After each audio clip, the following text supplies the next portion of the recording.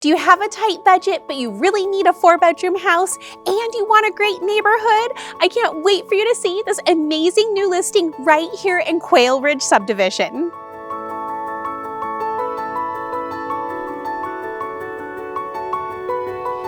Hi friends, Stacy Baxter here with Magnolia Homes.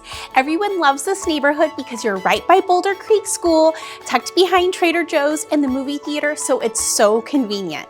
The first thing you'll notice when you step through the front door are the gorgeous vaulted ceilings, the double-sided fireplace, and the open floor plan, making things feel so much bigger. The spacious main room has 2 sitting areas, so there's plenty of room for everyone. And the dining space is just on the other side of that double-sided fireplace. There's plenty of room for your big farmhouse table. It's open to the slider and the kitchen, so it creates the perfect flow.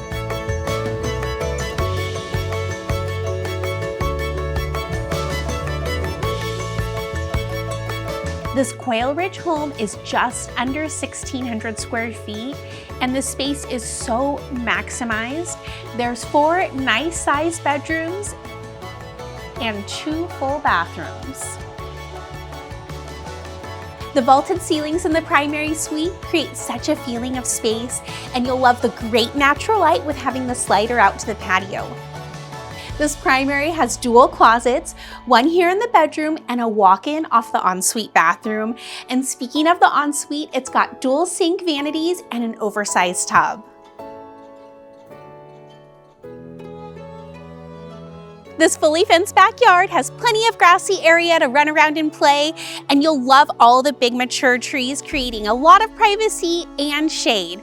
And the large concrete patio is perfect for entertaining. Some other things you'll love about this house is that the roof, the fencing, and the HVAC have all been recently updated, so all the hard work is done and it's just ready for your personal touches.